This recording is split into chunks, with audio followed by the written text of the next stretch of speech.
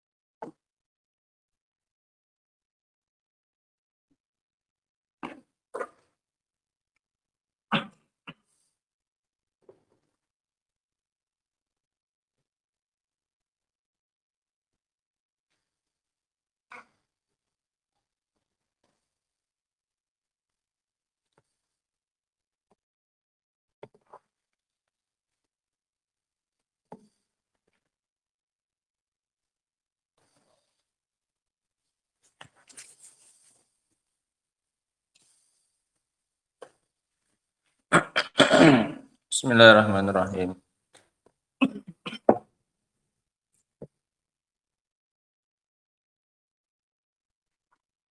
Alhamdulillah, wassalatu wassalamu ala rasulillah wa ala alihi wa sahbihi wa man wala.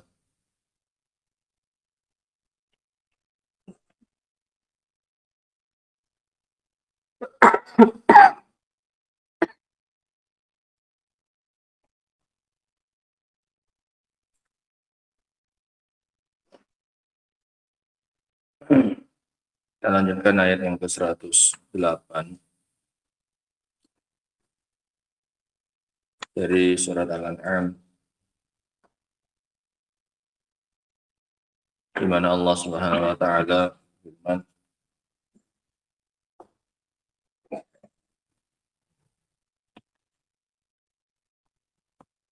"Wala tasubbul ladzina yad'una min dunillah." Dan janganlah kalian,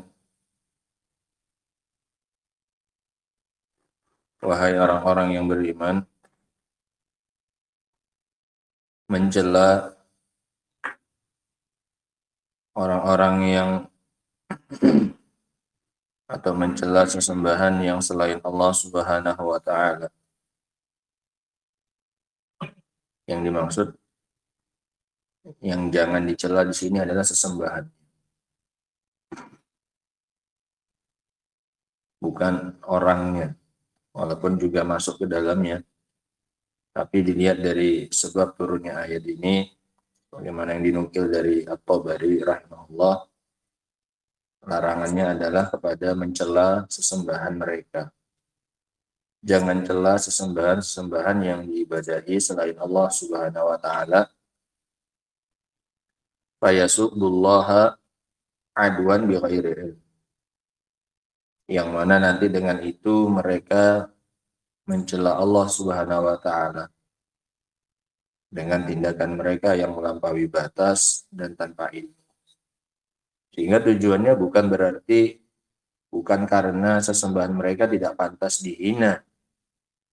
Pantas dihina, namun dalam rangka untuk mencegah mafsadah yang lebih besar, yaitu agar jangan Allah Subhanahu wa taala pun nanti dicela. Maka kalian jangan cela mereka. Khawatirnya nanti mereka balas dan mencela Allah Subhanahu wa taala. Sementara celaan kalian kepada kesembahan mereka itu benar, sementara celaan mereka kepada Allah itu jelas keliru. Kesembahan mereka memang pantas untuk dihina, yang pantas untuk direndahkan, karena dijadikan sebagai sekutu bagi Allah Subhanahu wa taala, sebagaimana yang kita kaji tadi malam. Allah sebutkan kejelekan-kejelekan dan kelemahan-kelemahan sesembahan yang selain Allah Subhanahu wa taala. Adapun celaan mereka kepada Allah Subhanahu wa taala ini jelas batil. Jelas celaan yang batil. Sehingga agar Allah jangan dicela oleh orang-orang yang beribadah kepada selain Allah, maka kalian jangan memulai mencela kesembahan mereka. Kadzalika zayyana likulli ummatin amalahum. Begitulah kami hias-hiasi, kami tampakkan indah bagi setiap umat amalan mereka. Baik itu amalan taat maupun amalan maksiat. Amalan taat dijadikan indah oleh ahli ta'ah, di mata ahli ta'ah. Dan amalan maksiat dijadikan indah di mata para pelaku maksiat.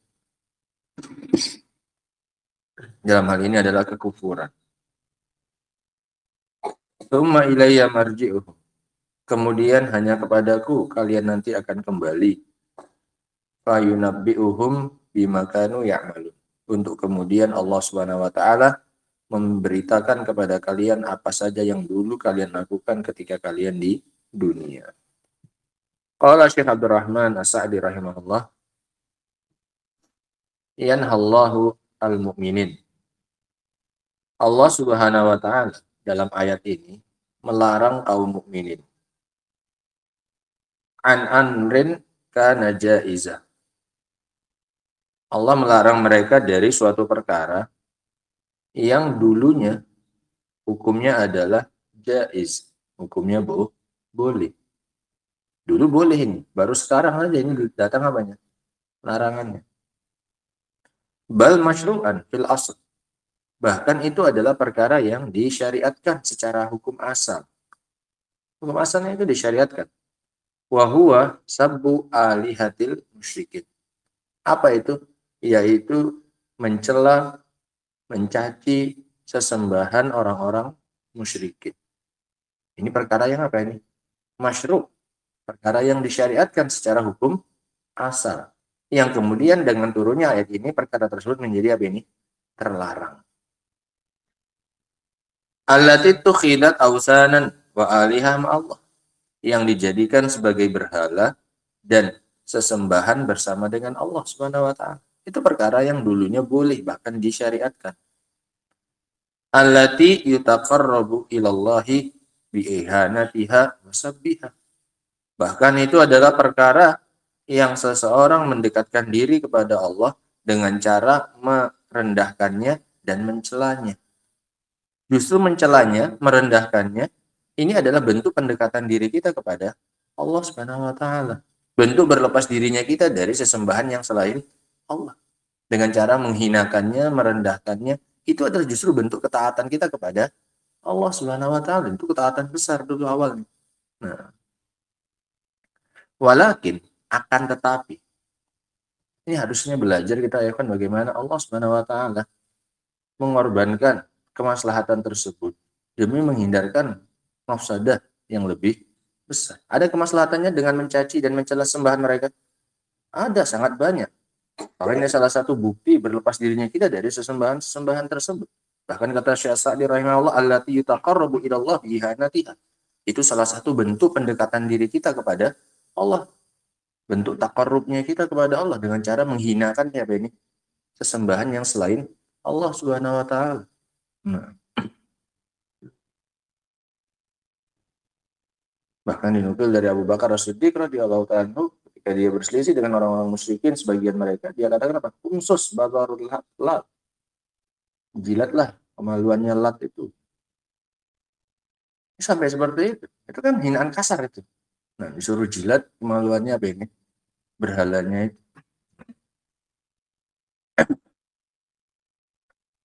Sehingga dikorbankan kemaslahatan tersebut demi menjauhkan kemudorotan yang lebih besar. Walakin akan tetapi lama kana hadza sabbu tariqan ila sabbil musyrikina bi rabbil alamin. Akan tetapi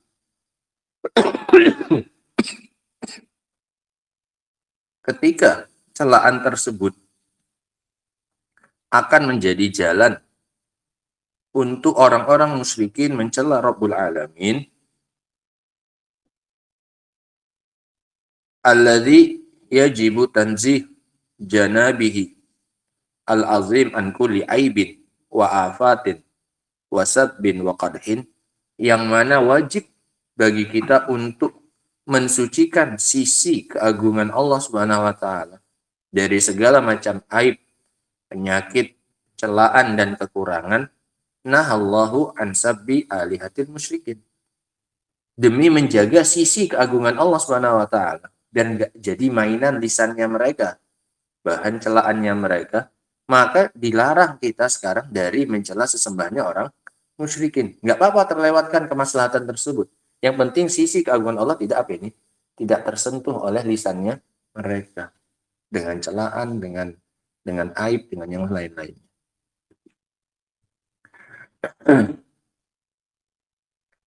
Li'annahum yahmuna lidinihim. Dikarenakan mereka itu fanatik, punya hami, punya fanatisme terhadap agama mereka. Wa yata'assabuna lahu, dan mereka ta'assub, fanatik, membebek, membabi buta, fanatisme buta terhadap agama mereka. Mereka nggak mau tahu itu. Padahal itu mereka sendiri akui bahwasanya Allah adalah yang menciptakan mereka. Allah adalah yang memberi mereka rezeki. Kan mereka akui tidak itu rububiyahnya Allah.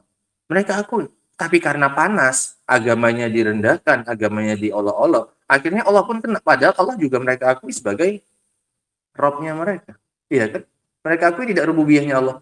Mereka akui. Kalau mereka tanya siapa yang menciptakan mereka, mereka bilang Allah SWT. Mereka mengakui. Tapi karena sudah saking membabi butanya, nggak mau lagi melihat, akhirnya Allah pun apa ini? Mereka celah. Demi membela apanya? Sesembahan mereka yang selain Allah. Akhirnya Allah pun jadi apa? Dikorbankan oleh mereka. Padahal mereka beribadah tidak kepada Allah. Nah, mereka beribadah tidak kepada Allah. Mereka sendiri beribadah kepada Allah SWT. Kan mereka syiriknya yang kita pelajari ketika dalam keadaan apa ini? Sempit. Ketika keadaan lapang, ketika dalam keadaan sempit, siapa yang mereka doai? Cuman Allah SWT. Iya kan? Nah, sehingga mereka nggak peduli lagi, nggak pandang bulu lagi. Pokoknya demi mempertahankan akidahnya mereka, agamanya mereka, walaupun Allah yang harus mereka celah, mereka lakukan. Nah, nih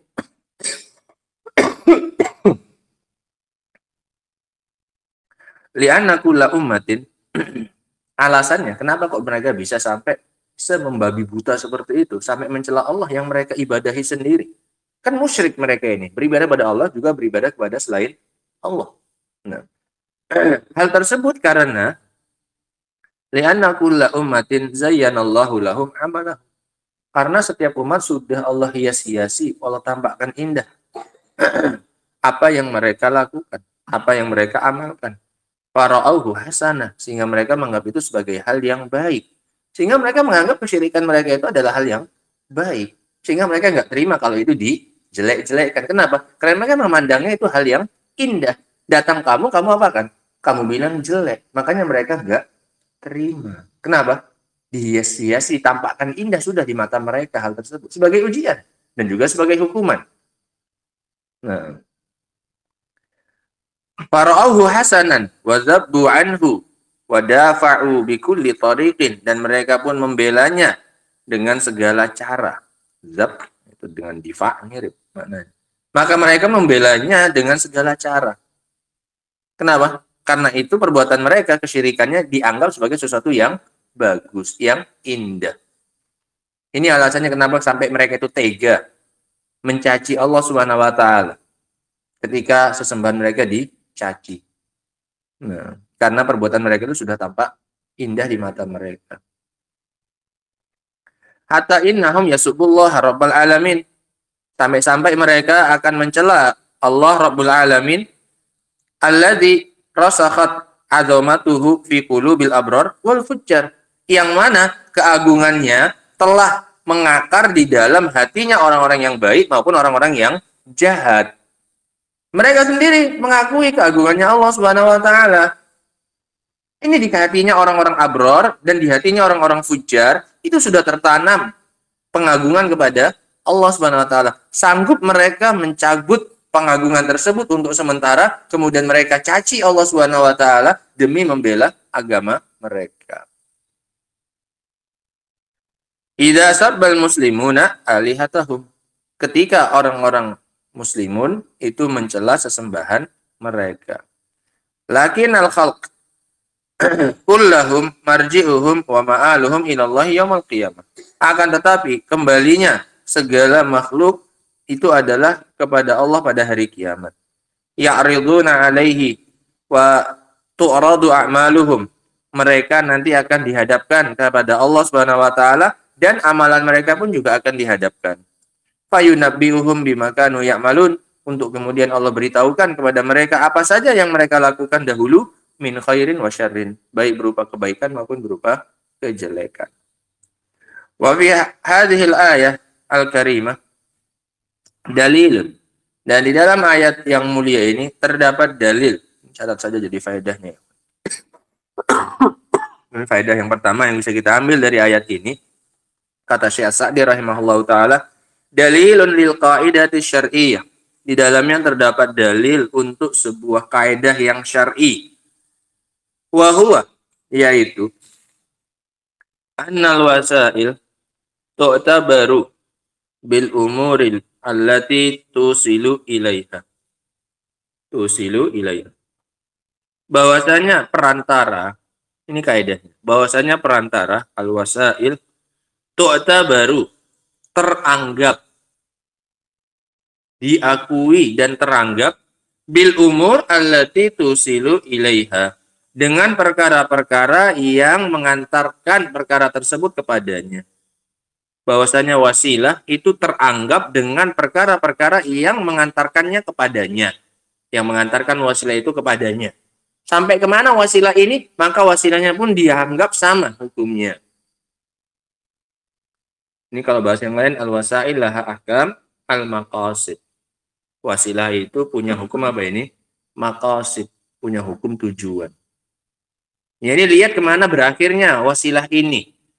Wasilah nggak punya hukum tertentu, nggak punya hukum sendiri. Dia melihat kemana akan dibawa perkara ini, mengantarkan sampai kemana. Dalam hal ini mencela sesembahan selain Allah Subhanahu wa taala. Ternyata yang dianggap oleh Allah Subhanahu wa taala bukan semata-mata hukum mencelanya, tapi yang lebih dianggap adalah kemana berakhirnya perkara tersebut.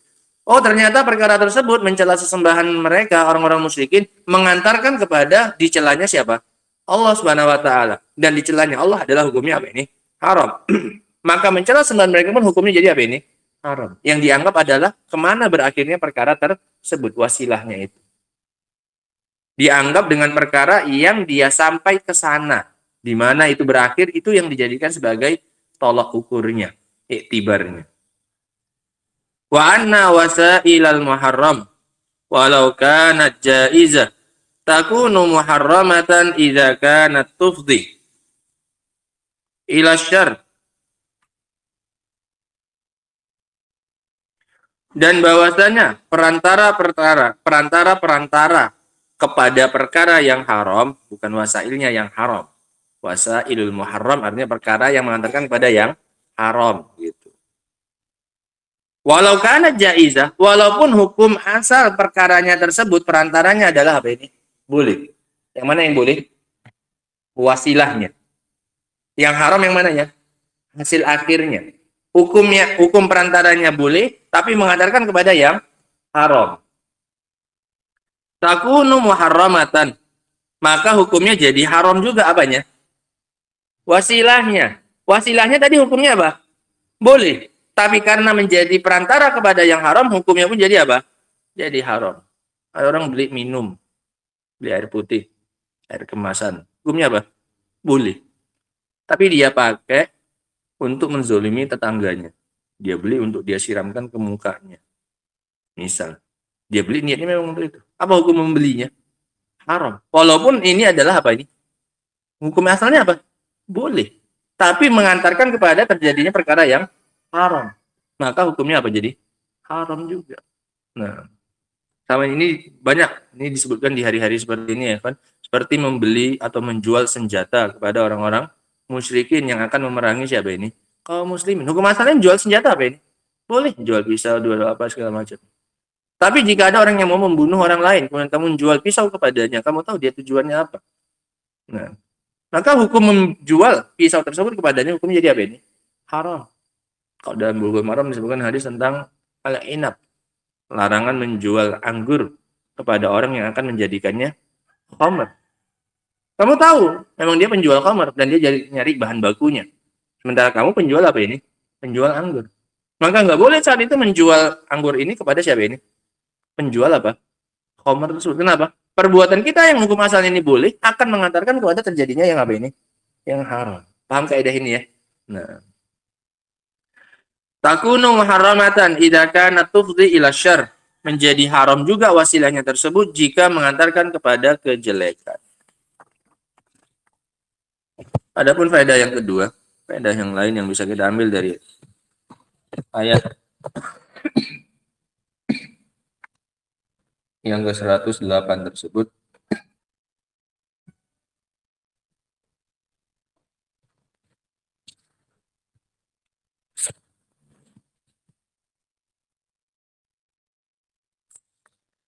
yang pertama adalah an-nahyu an sabbi alihatil musyrikin allati yad'unaha min dunillah.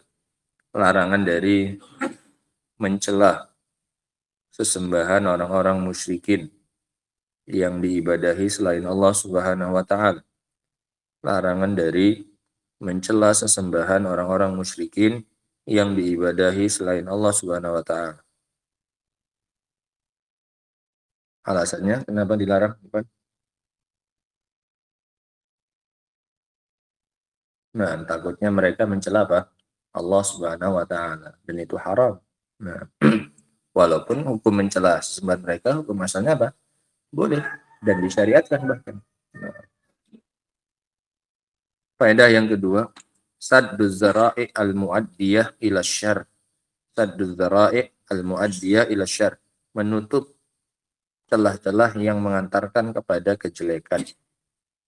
Ya, menutup celah-celah yang mengantarkan kepada kejelekan. Sehingga yang dilarang itu tidak hanya jika sudah terjatuh ke dalam perkara yang haram. Enggak perkara jeleknya dulu terjadi baru kemudian dilarang. Tapi boleh dilarang juga perkara-perkara yang dikhawatirkan mengantarkan kepada kejelekan. Ya, makanya kita larang main layangan, kita larang berenang terkadang segala macamnya, kita larang main bola bukan karena hukumnya apa ini? Haram. Tapi mengantarkan kepada yang haram. Nah iya kan? Dia menzolimi. Main bola jadi wasilah untuk menzoliminya siapa? Orang lain sadar nggak sadar. Gapraan lah, apalah segala macamnya, slidingnya lah, segala macam. Ternyata malah jadi justru wasilah perantara untuk terjadinya yang haram. Main bolanya haram? Enggak. Berenangnya haram? Enggak. Tapi mengakibatkan jadi lupa waktu dan yang lain-lainnya, maka jadi apa ini? Ikut dilarang. Mafhum ya? Sehingga jangan bilang akan hukumnya kan enggak haram. Enggak. Siapa yang bilang karena kita larang karena hukumnya apa? Haram tidak. Tapi melihat apa dan sampai kemana banyak perkara tersebut mengantarkan. Faedah yang berikutnya, an-nadar al-mafasid, an-nadar al-mafasid muqaddamun ala jalbil masalih. Ini kaidah juga. Dalil untuk sebuah kaidah bahwasanya menolak kerusakan lebih didahulukan daripada mendatangkan kemaslahatan. Menolak kerusakan, dalil untuk kaidah menolak kerusakan lebih didahulukan daripada mendatangkan kemaslahatan. Daripada mendatangkan kemaslahatan. Menolak kerusakan lebih didahulukan daripada mendatangkan kemaslahatan. Yang mana kerusakannya? Yang mau dihindari? Mencela Allah.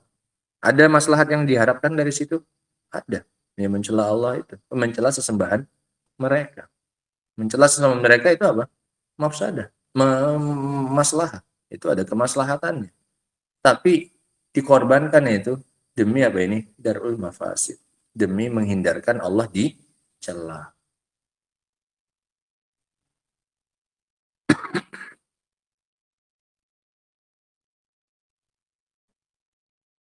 Faedah yang berikutnya, tahrim sabbillahi azza wa jalla wa annahu kufrun. Haramnya mencela Allah Subhanahu wa taala, bahkan itu adalah kekufuran. Haramnya mencela Allah Subhanahu wa taala, bal huwa kufrun, bahkan itu adalah kekufuran.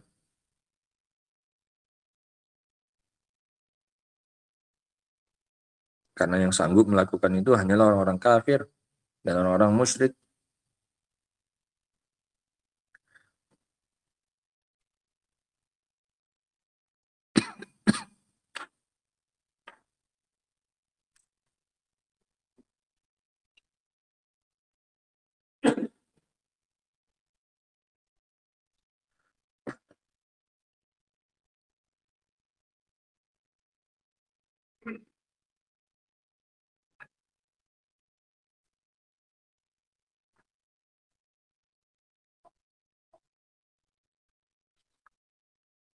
Wallahu taala alam bissawab. Ini beberapa kesimpulan yang bisa kita ambil